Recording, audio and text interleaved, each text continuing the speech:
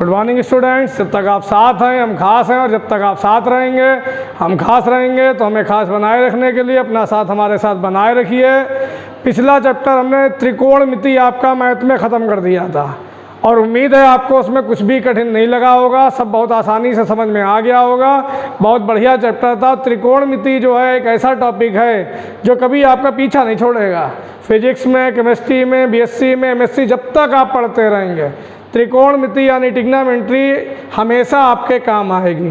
फिलहाल अगला चैप्टर हम आपको पढ़ाने जा रहे हैं, चैप्टर नंबर 5, जो 4th चैप्टर आपका है, गणितीय आगमन का सिद्धांत, प्रिंसिपल ऑफ मैथमेटिकल इंडक्शन। शायद वो हट गया है, जो 30% सिलेबस कम किया गया है उसमें उस चैप्टर का नाम है, इसलिए अभी हम उसे नहीं पढ़ा रहे हैं। उसे हम कंफर्म करके फिर देखेंगे, फिर पढ़ाएंगे उसे। फिलहाल अगला चैप्टर जो है 5वां, ये भी बहुत अच्छा चैप्टर है, ये भी बहुत काम आएगा आपके आगे के चैप्टर्स में, इसका खूब यूज होगा। ठीक है, 5वां चैप्टर आपका है सम्मिश्र संख्याएँ और द्विघातीय समीकरण। इंग्लिश में कहते हैं सम्मिश्र संख्याओं को कॉम्प्लेक्स नंबर्स, और द्विघातीय समीकरण को क्वाड्रेटिक इक्वेशंस। चैप्टर हो गया complex numbers and quadratic equations. बहुत इंपॉर्टेंट चैप्टर है, समझिएगा ध्यान से। अभी तक हमने जितने प्रकार की संख्याएं पढ़ी, चाहे वो प्राकृतिक संख्याएं हो, चाहे वो पूर्ण संख्याएं हो, चाहे वो परिमेय संख्याएं हो, चाहे अपरिमेय संख्याएं हो, चाहे पूर्णांक हो, जितनी भी टाइप की हमने संख्याएं पढ़ी हैं वो सभी वास्तविक संख्याएं थीं, रियल नंबर्स थे, वास्तविक संख्याएं थी। ध्यान रखिएगा, वास्तविक संख्या को हम ऐसे भी कह सकते हैं कि ऐसी संख्याएं जिनका वर्ग, स्क्वायर, हमेशा धनात्मक होता है, वो सभी वास्तविक संख्याएं होती हैं। जैसे ये 2 है, माइनस का 3 है, माइनस का √2 है, 1/3 है, -2/5 है। ये सारी संख्याएं वास्तविक हैं, क्योंकि इन सब का स्क्वायर जो है वो प्लस में आएगा। देखो 2 का स्क्वायर करेंगे प्लस में ही 4 रहेगा, -3 का स्क्वायर करेंगे प्लस का 9 आएगा, -√2 का स्क्वायर करेंगे माइनस का स्क्वायर करेंगे प्लस हो जाएगा, रूट हट जाएगा 2, यानी ये भी प्लस में आया। 1/3 का स्क्वायर करेंगे 1/9 प्लस में आएगा, -2/5 का स्क्वायर करेंगे प्लस में आएगा 4/25। यानी इन सभी संख्याओं का स्क्वायर करने पे हमेशा हमें धनात्मक संख्या प्राप्त हो रही है। तो ये सारी संख्याएं क्या कहलाएंगी? वास्तविक संख्याएं। तो वास्तविक संख्याएं क्या होती हैं? ऐसी संख्याएं जिनका वर्ग करने पर हमें धनात्मक मान प्राप्त होता है, वो सारी वास्तविक संख्याएं होती। जो भी हम संख्याएं पढ़ते हैं, अभी तक पढ़ी हैं, वो सभी क्या हैं? वास्तविक संख्याएं, रियल नंबर्स हैं। अब हम पढ़ेंगे इस चैप्टर में काल्पनिक संख्याएं क्या होती हैं। तो वास्तविक के अलावा जो संख्याएं वो सब काल्पनिक हैं। तो काल्पनिक संख्याओं की परिभाषा क्या होगी? ऐसी संख्याएं जिनका वर्ग करने पर हमें ऋणात्मक मान मिले, निगेटिव वैल्यू मिले, तो ऐसी संख्याएं क्या कहलाती हैं? काल्पनिक संख्याएं, इमेजिनरी नंबर्स। अब देखिए किस तरीके से, जैसे हमने लिख दिया रूट के अंदर -3, ये देखिए -3 का वर्गमूल, ये संख्या है। रूट के अंदर -5, रूट के अंदर माइनस कुछ भी ले लें, हम एक एग्जाम्पल लिए है। ये सब जो हैं काल्पनिक संख्या है। कैसे पता चला? देखिए इनका वर्ग करके देख लीजिए। जब हम इसका वर्ग करेंगे, रूट हटेगा, रूट -3 आ रहा, यानी हमें ऋणात्मक मान मिला, निगेटिव वैल्यू मिली कि नहीं मिली? देखो इसका स्क्वायर किया माइनस मिला, इसका मतलब रूट -3 जो है वो एक काल्पनिक संख्या है, इमेजिनरी नंबर है। ऐसे ये भी काल्पनिक संख्या, देखिए इसका हम वर्ग करें, रूट तो हट जाएगा लेकिन माइनस नहीं हटेगा, ऋणात्मक मिला, तो ये भी काल्पनिक संख्या। ऐसे ये भी, इसका वर्ग किया ऋणात्मक मिला, तो ये सारी संख्याएं क्या कहलाएंगी? काल्पनिक संख्याएं। अगर ऐसे लिखा होता -√5 तो ये काल्पनिक नहीं है, क्योंकि इसका वर्ग करने पे माइनस का स्क्वायर प्लस और रूट भी हट जाएगा, प्लस में आएगा, तो ये वास्तविक है। तो ये सब कहलाएंगी काल्पनिक संख्याएं। ऐसी संख्याएं जिनका वर्ग करने पर ऋणात्मक मान मिले उन्हें कहते हैं काल्पनिक संख्याएं।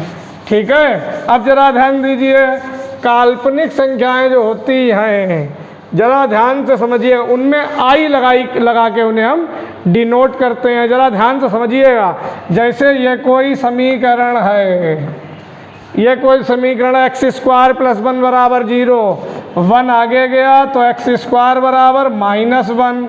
अब देखिए एक्स का स्क्वायर क्या आ रहा माइनस में, यानी एक्स कैसी संख्या है, काल्पनिक। देखिए एक्स का वर्ग ऋणात्मक आ रहा, यानी एक्स कैसी संख्या है, काल्पनिक संख्या है। अगर हम दोनों तरफ वर्गमूल लें तो √-1, ठीक है, x बराबर √-1, और √-1 को हम लिखते हैं आई से। आई को कहते हैं आयोटा, IOTA, ठीक है, ये आयोटा होता है।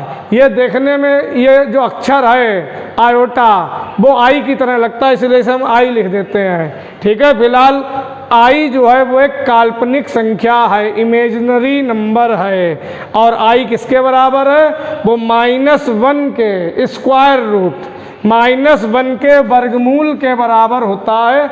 आयोटा जो होता है यानी आई, वो -1 के स्क्वायर रूट यानी वर्गमूल के बराबर होता है। अब जैसे हम कोई भी संख्या लें काल्पनिक वाली, सब में आई लग के आएगा। देखिए अगर हम ले लें -3 है, इसका ये √-3 ये काल्पनिक संख्या है, तो देखो इसे हम ऐसे लिख सकते हैं -1 × 3। देखिएगा ध्यान से, -1 × 3, तो -1 हमने बताया था, √-1 क्या है, आई, और 3 पे रूट लगेगा रहेगा, तो इसे हम क्या लिख सकते हैं, √3i। देखिए √3 -1 को क्या लिख दिया, आई, ये √3i हो गया। तो जितनी भी काल्पनिक संख्याएं हैं उन सभी को आई के रूप में हम लिख सकते हैं। आई फॉर इमेजिनरी, ऐसे आप लोग याद रखिए, ठीक है। काल्पनिक, अब जरा ध्यान दीजिए, काल्पनिक संख्या, वास्तविक संख्या हमने बता दी। अब सम्मिश्र संख्या क्या होती है, सम्मिश्र संख्या पहले समझ लें फिर लिखवाते हैं, पहले समझ लें। इसे इंग्लिश में कहते हैं कॉम्प्लेक्स नंबर। ऐसी संख्या जिसका एक भाग वास्तविक हो दूसरा भाग काल्पनिक हो, ऐसी संख्या कहलाती है सम्मिश्र संख्या। या ऐसी संख्या जो वास्तविक और काल्पनिक संख्याओं से मिलकर बनी हो उसे कहते हैं सम्मिश्र संख्या, कॉम्प्लेक्स नंबर। और कॉम्प्लेक्स नंबर को ज़्यादातर जनरली हम लोग जेड से डिनोट करते हैं। जैसे एग्जाम्पल देखिए, z बराबर x प्लस i/, देखिए ये x है तो ये इसका हो गया वास्तविक भाग, ये हो गया वास्तविक भाग, और ये वाला भाग हो गया काल्पनिक, क्योंकि इसके साथ में i लगा हुआ है, i। तो ये बाई जो है ये काल्पनिक हो गया, क्योंकि बाई के गुणे में क्या है, i, और i कैसी संख्या होती है, काल्पनिक, इमेजिनरी। तो ये z जो है वो कहलाएगी सम्मिश्र संख्या क्योंकि ये वास्तविक और काल्पनिक से मिलकर बनी है। ये कहलाएगी एक सम्मिश्र संख्या, कॉम्प्लेक्स नंबर, ठीक है। अब जरा ध्यान दीजिए, थोड़ा लिख भी लीजिए आप लोग, देखिए सब लोग ध्यान दीजिएगा। तो परिभाषा हम बोले दे रहे हैं, उसमें लिखने की जरूरत नहीं है। काल्पनिक संख्याएं क्या होती हैं, ऐसी संख्याएं जिनका वर्ग हमेशा ऋणात्मक होता है उन्हें क्या कहते हैं, काल्पनिक संख्याएं कहते हैं। ऐसी संख्याएं जिनका वर्ग स्क्वायर ऋणात्मक होता है काल्पनिक संख्याएं कहलाती हैं। लिखने की जरूरत नहीं, लिखना चाहो आप लोग लिख लीजिएगा, मैं 2 बार बोल दी। काल्पनिक संख्याओं में सबसे पहले ध्यान दीजिएगा, i बराबर होता है √-1। ध्यान रखिएगा, ये कुछ चीज़ें नोट भी कर लीजिएगा, नोट कर लीजिएगा, इसका यूज होगा सवालों में, ठीक। i स्क्वायर करेंगे तो रूट हट जाएगा लेकिन -1 रहेगा, ये हो गया i स्क्वायर का मान। अब इसकी घात 4 लगा दें, एक बार और स्क्वायर कर दें तो -1 का स्क्वायर +1। याद रखिएगा, i की 1 पावर है तो √-1, i स्क्वायर है तो -1, i की 4 पावर है तो +1, ठीक है। इसका बहुत यूज होगा, ध्यान रखिएगा। 4 घात जब i की करेंगे तब आएगा +1, ठीक। उसके बाद में ध्यान दीजिएगा, सम्मिश्र संख्या जो होती है, सम्मिश्र संख्या को हम डिनोट करते जेड से, जेड बराबर एक्स प्लस आई वाई। ऐसी संख्या जो वास्तविक और काल्पनिक संख्याओं से मिलके बनी हो उसे कहते हैं सम्मिश्र संख्या, कॉम्प्लेक्स नंबर। और कॉम्प्लेक्स नंबर को डिनोट करते हैं जेड से, जेड बराबर एक्स प्लस आई वाई, जहाँ एक्स जो है वो कहलाएगा वास्तविक भाग, रियल पार्ट, और वाई जो है वो कहलाएगा काल्पनिक, काल्पनिक भाग, काल्पनिक भाग। इन्हें शॉर्ट में इसे वास्तविक को लिख देते हैं आर ई जेड से और काल्पनिक को आई एम जेड से। वो इनके सिंबल हैं और आपको कोई मतलब नहीं है, ठीक है। वास्तविक भाग एक्स, वाई क्या है, काल्पनिक भाग है, इमेजिनरी पार्ट है। अब जरा ध्यान दीजिए, सम्मिश्र संख्या, सम्मिश्र संख्या z बराबर x प्लस आई वाई का, ध्यान दीजिएगा संयुग्मी क्या होता है, कॉन्जुगेट जिसे कहते हैं, संयुग्मी कॉन्जुगेट डिनोट करते हैं, ऊपर बार लगा देते हैं जेड बार से, जेड बार। क्या करते हैं, जो आई का चिन्ह है, आई का उसका चिन्ह पलट देते हैं, यहाँ प्लस है तो क्या कर देंगे माइनस, और अगर माइनस है तो क्या कर देंगे प्लस। बताइए क्या आएगा, x माइनस आई वाई। तो सम्मिश्र संख्या z का संयुग्मी इंग्लिश में कहते हैं कॉन्जुगेट, क्या होगा, z बार बराबर x माइनस आई वाई। ध्यान रखिएगा इसका बहुत यूज होगा। इसके बाद में इधर लिख रहे हैं, इसके बाद ये सब नोट कर लीजिएगा, ये सब नोट करना है, ठीक है। उसके बाद z बराबर x प्लस आई वाई एक सम्मिश्र संख्या है, इसका ध्यान दीजिए का मापांक जिसे कहते हैं मॉडुलस। ध्यान दीजिएगा, कोई सम्मिश्र संख्या z बराबर x प्लस आई वाई है, इसका मापांक होता है मॉड z, और ये बराबर होता under root x square plus y square, या दूसरे शब्दों में वास्तविक भाग का स्क्वायर प्लस काल्पनिक भाग का स्क्वायर, और क्या लगा देंगे, रूट लगा देंगे, root x square plus y square. X क्या है, वास्तविक भाग, वाई क्या है, काल्पनिक भाग। तो ये कहलाता है इसका मापांक। बात समझ में आप लोगों को आ गई होगी, ठीक है। यह सम्मिश्र संख्या z बराबर x प्लस आई वाई, इसका संयुग्मी मॉड z बराबर x, ये जो है बार z बार बराबर x माइनस आई वाई। और ध्यान दीजिए, अगर संख्या लिखी है 2 माइनस 3i, तो इसका संयुग्मी क्या होगा, प्लस कर देंगे, 2 प्लस 3i। माइनस आई है तो प्लस आई कर देंगे, प्लस आई है तो माइनस आई कर देंगे। ध्यान रखिएगा, ये आ जाएगा इसका संयुग्मी। इसका मापांक निकालने के लिए under root x square plus y square कर देंगे। बात आपको समझ में आ गई होगी, इन सब चीज़ों का यूज होगा, ध्यान रखिएगा। चलते हैं एक्सरसाइज की तरफ, शुरू करते हैं एक्सरसाइज। बहुत ही आसान, बहुत ही इंटरेस्टिंग एक्सरसाइज है, मन लगा के आप लोग समझिएगा। केवल अभी 2 फार्मूले यूज होंगे, आई स्क्वायर बराबर -1 और आई की पावर 4 बराबर +1। आई को कहते हैं क्या है, आयोटा। आई जो है वो काल्पनिक संख्या को प्रदर्शित करता है। एक्सरसाइज 5.1 है का है सवाल, क्वेश्चन नंबर 1 से 10 तक की सम्मिश्र संख्याओं में प्रत्येक को a प्लस आई बी के रूप में लिखे। हम क्वेश्चन लिखे दे रहे हैं, का है a प्लस आई बी रूप में लिखो। ये सवाल है, हमने लिख भी दिया। ये क्वेश्चन है भैया 1 से 10 तक सभी में है। अब देखिए पहला सवाल है, का है 5i इंटू में है, गुणे में, माइनस का 3/5i, ये दोनों गुणे में। इसे हमें किस रूप में लिखना है, ध्यान दीजिए, a प्लस आई बी। इसका मतलब समझिए आप लोग, a प्लस आई बी का मतलब क्या हुआ, पहला वाला भाग वास्तविक हो और दूसरा वाला भाग काल्पनिक हो, ऐसे हमें लिखना है। अभी तो गुणे में, अभी तो कुछ वास्तविक काल्पनिक नहीं। तो देखिए कितना आसान, 5 से 5 कैंसिल, तो यहाँ बचा क्या, माइनस का 3 आई की आई से, कक्षा 1 का बच्चा लगा लेगा पहले क्लास का, आई की आई से आई स्क्वायर माइनस का 3 है। देखिए कितना आसान, आई स्क्वायर देखिए क्या लिखा वहाँ पे, देखिए -1 माइनस माइनस प्लस। अब इसे इस रूप में आपको लिखना है तो 3 है, 3 तो कैसी संख्या है, वास्तविक है, 3 कैसी संख्या है, वास्तविक, इसमें काल्पनिक है ही नहीं, तो 0 आई लिख सकते हैं आप लोग समझने के लिए अपने। तो ये हो गया a प्लस आई बी, देखो a प्लस आई बी, तो लिख सकते हैं यह a प्लस आई बी रूप में है।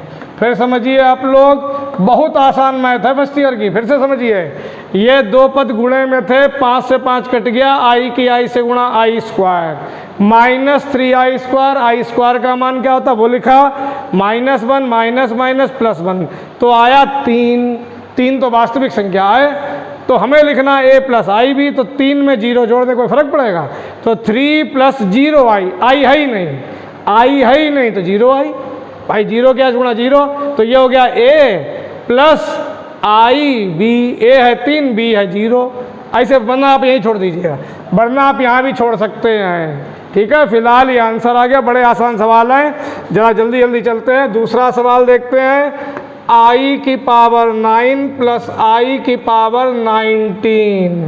अब इसे जो है हमें फिर a प्लस आई बी रूप में लिखना, तो कोशिश ये किया करो बिल्कुल आसान हो जाए।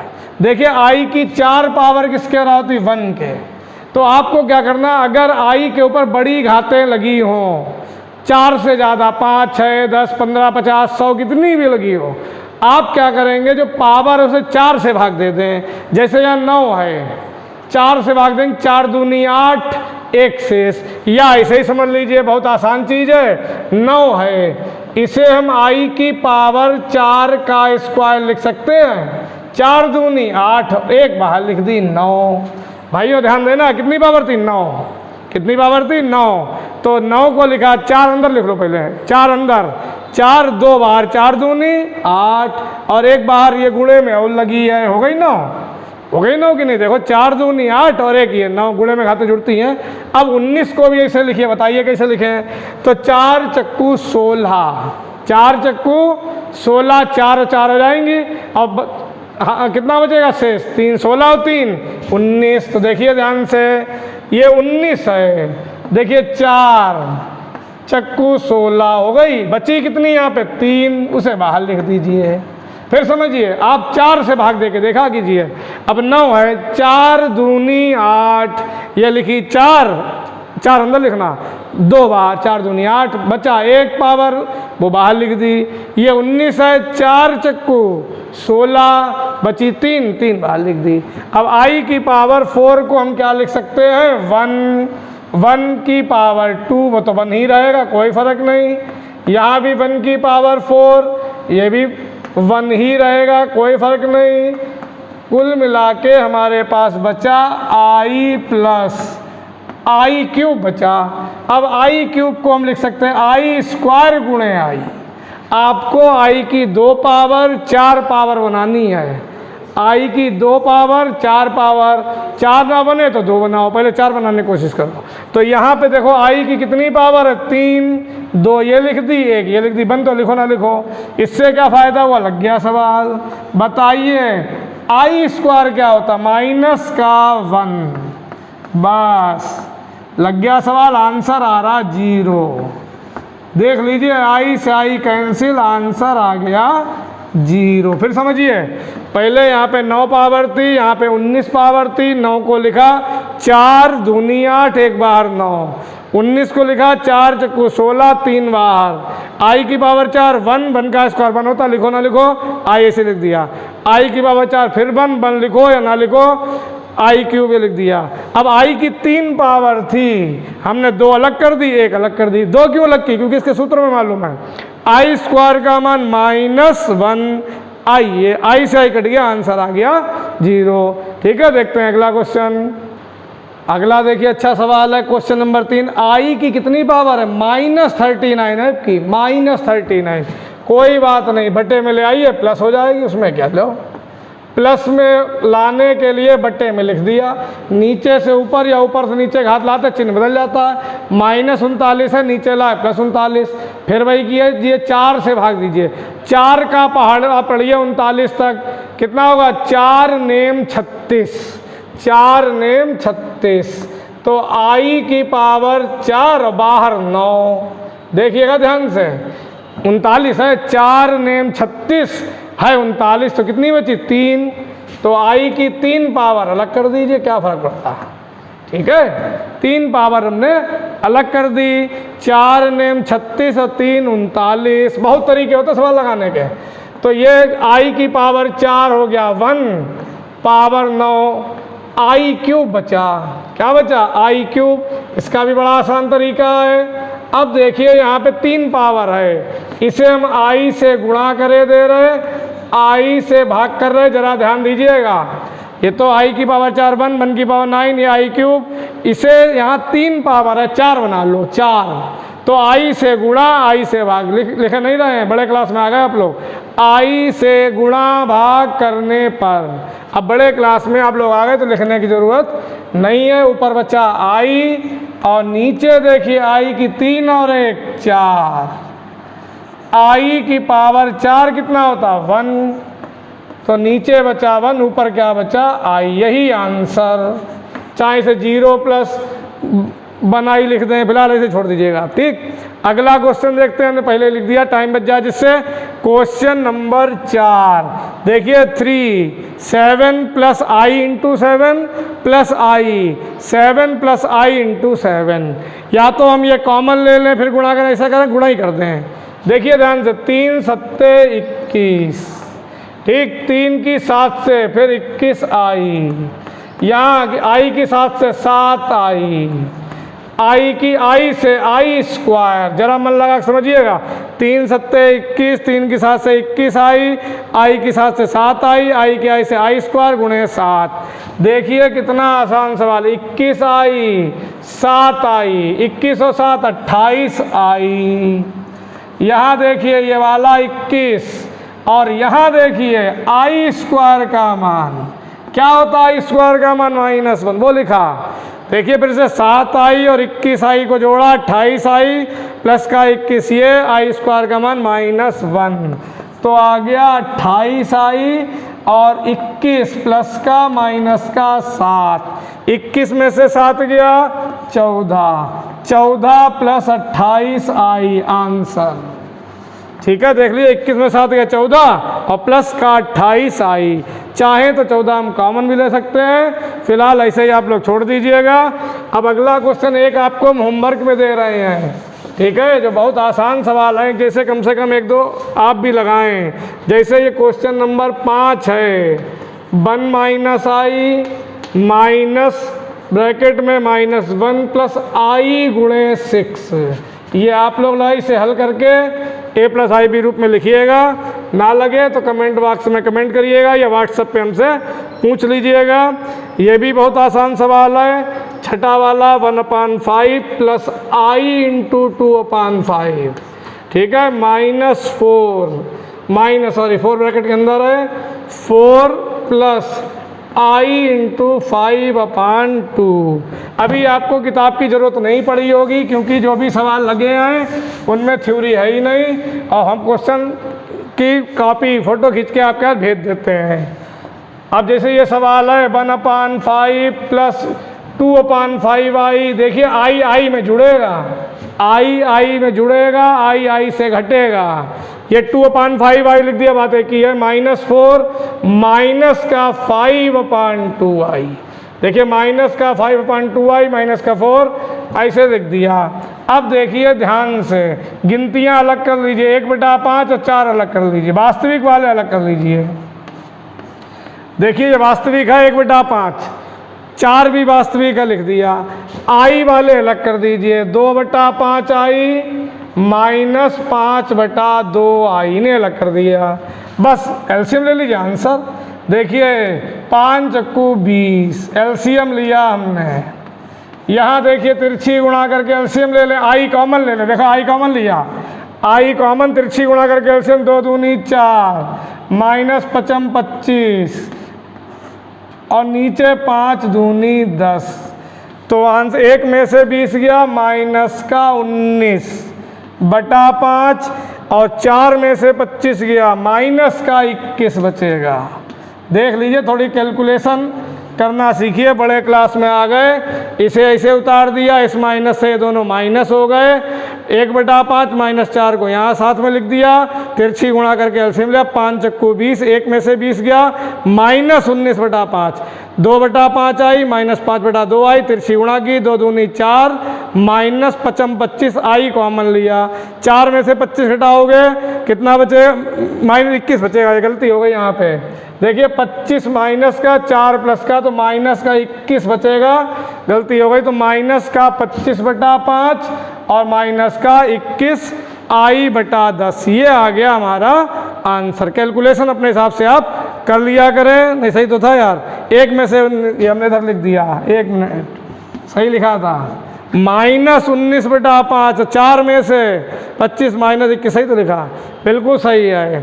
ठीक है, इतने सवाल आपको समझ में आ गए होंगे, आराम से आपसे लग जाएंगे। एक क्वेश्चन हम आपको और बताते हैं, एक क्वेश्चन बताते हैं हम आपको, क्वेश्चन नंबर 8, 8वां सवाल, 7वां वाला आपको हम होमवर्क में देंगे, ना लगे तो पूछना, फोटो हम भेज देंगे। 8वां सवाल हम लगा रहे हैं, 7वां वाला होमवर्क में कोई खास सवाल भी नहीं है, वरना हम उसे लगा देते, ये इम्पोर्टेंट है।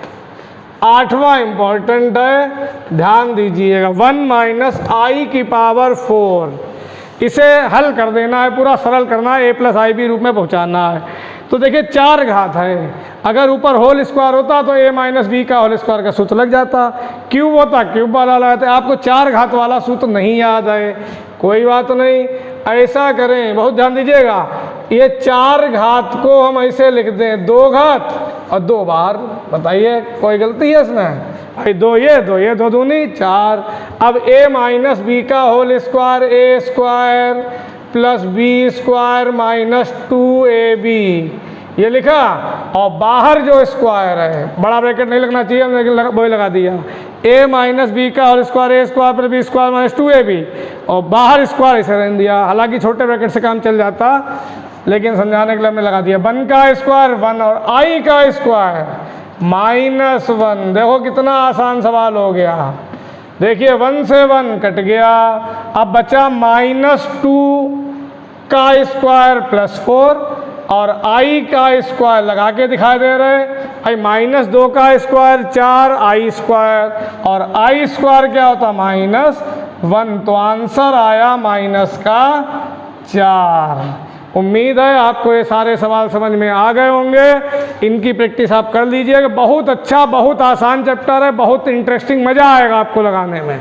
ठीक है, 1-2 क्वेश्चन जो होमवर्क में दिए हैं उन्हें आप लोग ज़रूर घर पे कर लीजिएगा, और रेगुलर वीडियो देखते रहिए, कतई मिस ना करिए। और फर्स्ट ईयर वाले जिन बच्चों ने अभी तक रजिस्ट्रेशन नहीं कराया है, ज़रूर रजिस्ट्रेशन करा लें, NTSP क्लासेस ऐप डाउनलोड कर लें, और हमारे मैथ, फिजिक्स, केमिस्ट्री, इंग्लिश के बैच में जुड़ जाएँ, क्योंकि आगे से सारे वीडियो NTSP क्लासेस ऐप पर आएंगे। और अगर आपने रजिस्ट्रेशन नहीं कराया होगा तो आपको उस ऐप से रिमूव कर दिया जाएगा, आपके पास कोई वीडियो नहीं पहुंचेंगी। और आप अगर ऑनलाइन क्लासेस को सीरियसली नहीं ले रहे हैं तो समझ लीजिए आपका पूरा अगस्त भी निकल जाएगा और सितंबर भी निकल जाएगा। सितंबर में भी कोचिंग नहीं खुलेंगी, ना स्कूल खुलेंगे। तो इसलिए आप लोग रजिस्ट्रेशन जल्दी से करा लें, आपका रजिस्ट्रेशन फॉर्म यही वाला कोचिंग जब खुलेगी वही काम आएगा। और इधर केवल एक बार अभी हम लोग केवल फीस ले रहे हैं, फीस जमा करके फिजिक्स, केमिस्ट्री वगैरह के अपने नोट्स भी आप ले लीजिए, और सारे वीडियो रेगुलर आप लोग देखते रहिए। अब फिजिक्स केमिस्ट्री की वीडियो जो हैं 2-3 दिन से ऐप पर आने लगी हैं, आप लोग उसे देखते जाइए और मन से समझते आइए, और नोट्स आपको मिल ही रहे हैं, उसमें सब लिखा होगा, समझाया बोर्ड पे जाएगा, एक एक क्वेश्चन, एक एक डेरिवेशन, एक एक परिभाषा। तो आप लोग रजिस्ट्रेशन करा लें और ऐप पे जुड़ जाएं। और हम लोगों का जो व्हाट्सएप नंबर है वो आपको मालूम ही है, 50 बार बता चुके हैं। कोई परेशानी हो उस पर कॉल करके आप अपनी परेशानी बता सकते हैं, और व्हाट्सएप ग्रुप में जुड़ने के लिए उस नंबर पर अपना नाम, क्लास और व्हाट्सएप नंबर भेज दीजिए। मिलते हैं अगले वीडियो में। Thank you.